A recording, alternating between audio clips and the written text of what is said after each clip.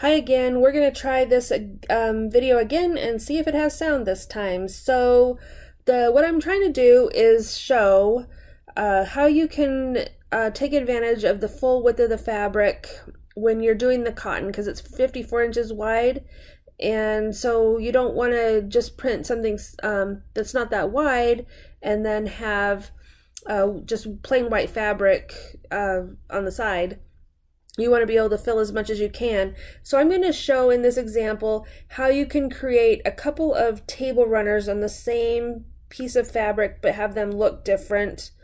And so for this, what I'm going to do is I'm going to have the 54 inches. I'm going to have that be the length of the table runner, and then I'm going to make them about 19 or 20 inches wide. And so I'll show you how I go about doing that. But the first thing I do is I set up my canvas. So I go over here into Canvas, and I'm going to choose Cloth and Settings, and I'm going to choose that my width is 54, and actually I'm going to make that 53 because you do need a little bit of edge. And then I'm going to make the height about 44. Say OK, and now this is the size of the piece of fabric that will actually end up being printed. So I'm going to go and use some of the built-in artwork. I'm going to go and for the first one, I'm just going to do a floral table runner. I'm going to take these flowers. I'm just going to do the first one. Say OK, and I'm going to do this in a repeat pattern. So I'm going to stick that up there, then I'm going to go up, and this is our repeat tool. So I'm going to space them 1 inch apart, and then I want this final size number down here to be the size of my table runner. So right now it's showing that it's 8 by 9 approximately, and I want that to be about 19 by 50, somewhere in that range. And so I'm just going to go for the number across. We're just going to increase that, and I can't ever remember what I do, so I just start kind of putting in numbers here. So we'll put the number down. We'll just start with 18 by 20 and see where that gets us. And way too wide. So we want this actually to be probably more like 16, and this to be more like, we'll try 10. See how much closer we get. So still, this needs to be more like 5. And this needs to go down probably, we'll try 14. And now we're right at 50 by 19. That's exactly what I wanted. So I'll say OK.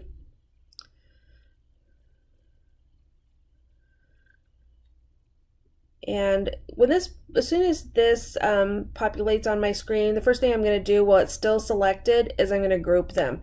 That way if I move anything, they all move together.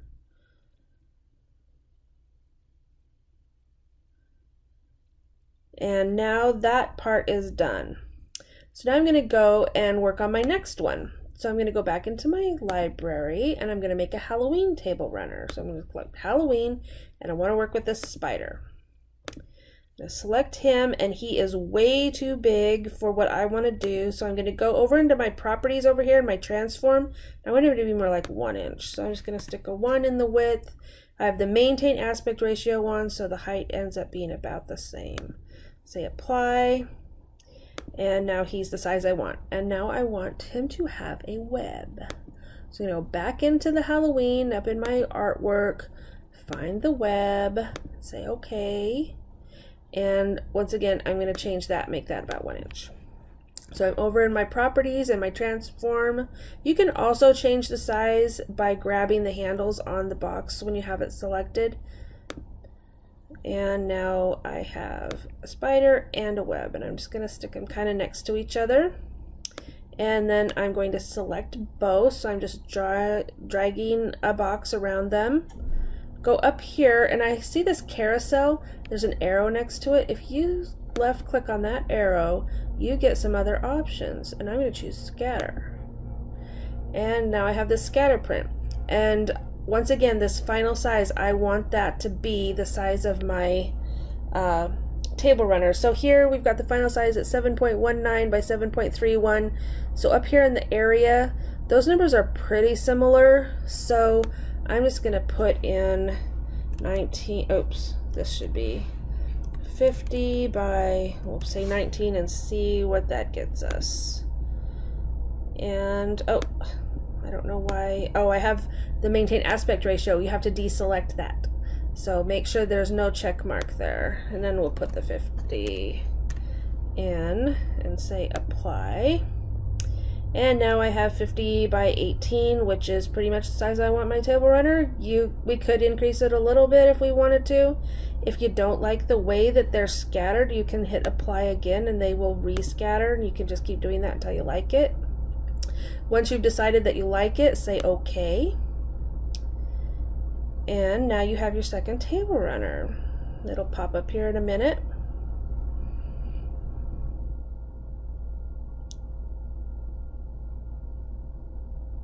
And I'm just going to move that down closer to the bottom of this box. That box is telling me that that's anything in that box is what's going to get printed. So now I'm going to select everything. You can select by doing a Control A, or I can just go over into my sequence view over here and say all items. And I'm going to, well, before I do that, I want these flowers. I want them actually in the box. And so we'll move them so that they're closer to in the box. We want enough space in between my two table runners so that I will be able to cut them apart easily.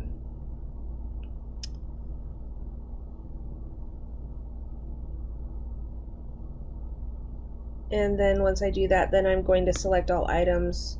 I'm going to get them aligned so that they're somewhat centered, and then I'm going to center them in the canvas work area too. So once they're centered and aligned with each other, go up to this ruler bar.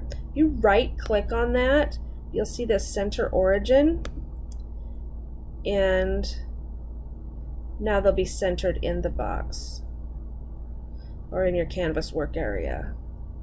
And the reason that I grouped these flowers together was because if I were doing the aligning and the centering, they would have all the flowers gone and aligned and been on top of each other. But because I grouped them, they move together and they stay in their where I want them to be. So now that's all centered. All I have to do is go to my sand, and it's going to open up this screen. I'll say proceed, and now it'll open up my fabricdesigns.com. And there it is, ready to go. So here we've got our 54-inch wide combed cotton. With one, I could print more than one if I wanted to make multiple table runners. We've got 1 1/4 yards here because remember we did 44 inches. And the price is going to be $21.70. If you have a coupon code or something, sometimes they come in your email. Make sure you use that. I would add that to cart, and then I would go and continue the ordering process. And that is how you could add more than one design to the same piece of fabric to take full advantage of that width. If I wanted my table runners to be longer than 54 inches, I could have positioned the canvas so that they were going in a vertical instead of a horizontal, and just made the canvas longer and then put them side by side rather than one on top of the other. That would be the only difference there. And so if you have any questions, of course, contact me on Facebook or comment on YouTube. And I hope you all have a good night. Thanks.